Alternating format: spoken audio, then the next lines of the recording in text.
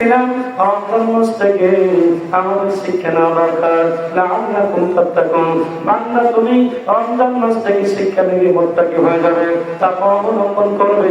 কারণ একটা মাস যখন একজন আল্লাহর বান্দা গুনাহ থেকে বাঁচবে, গুনাহ থেকে ইবাদত থাকবে, ওর চিন্তা ভাবনা থাকবে, একটা মাস যখন আমি গুনাহ থেকে ইবাদত রয়েছে আর বাকি 11টা মাস ওই গুনাহের দিকে আর ফিরে যাব না। কথা ঠিক না ঠিক? আর ঈদ আসলে সারা মাস রোজা রেখে আমরা ঈদ আসলে কত আনন্দ ভর্তি করি। জাহানের খলিফা ছিলেন, কি ছিলেন বলেন? জাহানের প্রেসিডেন্ট ছিলেন। আমরা সামান্য একটা দেশের প্রেসিডেন্ট হলেন আমরা অনেক গর্ব করি, সামান্য মেম্বার চেয়ারম্যান হলে আমরা অনেক গর্ব করি, কি করি না বলেন? ওমর রাদিয়াল্লাহু তাআলা অর্থজানের খলিফা ছিলেন, অর্থজানের তিনি প্রেসিডেন্ট ছিলেন। ওমর রাদিয়াল্লাহু তাআলা ঈদের দিন, ঈদ আসছে, ঈদের মার্কেট আমরা কিন্তু অনেক ভাবে করি, অনেকভাবে আমরা মার্কেট করি। কেউ মার্কেট করার জন্য আমার উল্লাপাড়া যায়, কেউ মার্কেট করার জন্য আমার সিরাজগঞ্জ যায়, আবার সিরাজগঞ্জ হয় না বগুড়াতে যাই, বগুড়াতে হয় না, আবার কেউ আমরা ঢাকাতে যাই, আসি না নাই। কিন্তু ওমর রাদিয়াল্লাহু তাআলা অর্থজানের খলিফা ছিলেন, অর্থজানের প্রেসিডেন্ট, তিনি মার্কেট করবেন, তার কাছে টাকা নেই, অর্থ করি নাই। স্ত্রী তাকে বলেন আমরা তো আমাদের পোশাক না হলেও চলবে, আমরা তো বড় মানুষ, আমাদের পোশাক না হলে সমস্যা নাই, কিন্তু আমাদের ঘরে ছোট্ট একটা মেয়ে আছে, ঈদের দিন সকালবেলায় মন খারাপ করে বসে রয়েছে।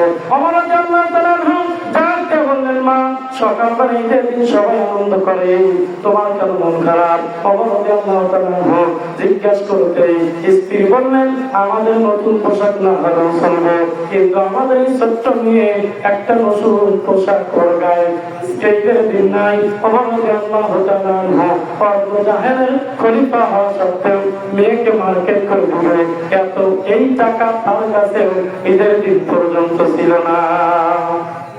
ওমর রাদিয়াল্লাহু তাআলা তার বাইতুল মাল, ওই সময় কোষাধ্যক্ষের দায়িত্ব যিনি ছিলেন আবু উবাইদা ইবনে জারির, আবু উবাইদা ইবনে জারির বাইতুল মালের দায়িত্ব ছিল। এই ওমর রাদিয়াল্লাহু তাআলা একটা চিঠি লিখে দিলেন, বাইতুল মালের একটা চিঠি লিখলেন, আবু উবাইদা ইবনে জারির একটা চিঠি লিখলেন আমাকে 1 মাসের অগ্রিম বেতন দেওয়া হোক, কি দেওয়া হোক? আমাকে 1 মাসের অগ্রিম বেতন দেওয়া হোক।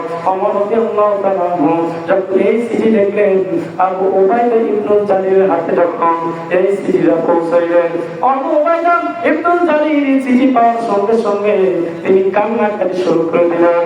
আর অর্থজানের খলিফা তিনি মার্কেট করবেন, আর তার কাছে অর্থ করে নেই, টাকা পয়সা নাই।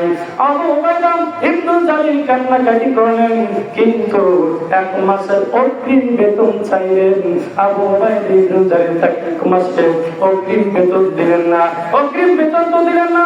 অপর পৃষ্ঠায় আবু উবাইদা ইবনে জারির চিঠি আবার ঘুরে লিখে দিলেন, ওমর রাদিয়াল্লাহু তাআলা আবার চিঠি লিখলেন আমাকে বেয়াদবি মাফ করবেন, কারণ আমাকে 2টা প্রশ্নের জবাব যদি আপনি আমাকে দিতে পারেন অবশ্যই আমি আপনাকে 1 মাসের অগ্রিম বেতন দিয়ে দিব। অপর পৃষ্ঠায় চিঠি আবার লিখলেন আবু উবাইদা ইবনে জারির 2টা চিঠি, 2টা প্রশ্ন আবার লিখে দিলেন। প্রথম নাম্বার প্রশ্ন লিখলেন আপনি যে 1 মাস এই অর্থজানের খলিফা থাকবেন, জনগণ যদি আপনাকে মেনে না নেয়, এর গ্যারান্টি যদি আপনি আমাকে দিতে পারেন, তাহলে অবশ্যই আমি 1 মাসের বেতন আপনাকে অগ্রিম দিয়ে দিব। 2 নাম্বার চিঠি লিখলেন, 2 নাম্বার প্রশ্ন আবার নিচে রেখে দিলেন আপনি যে 1 মাস বেঁচে থাকবেন, এই গ্যারান্টি যদি আপনি আমাকে দিতে পারেন, অবশ্যই আমি আবু উবাইদা ইবনে জারির 1 মাসের অগ্রিম বেতন আপনাকে দিয়ে দিব। 1 মাসের অগ্রিম বেতন দিলেনই না, চিঠি লিখে দিলেন। ওমর রাদিয়াল্লাহু তাআলা আবার চিঠি পাইলেন, চিঠি পাওয়ার সঙ্গে সঙ্গে কান্নাকাটি শুরু করে দিলেন।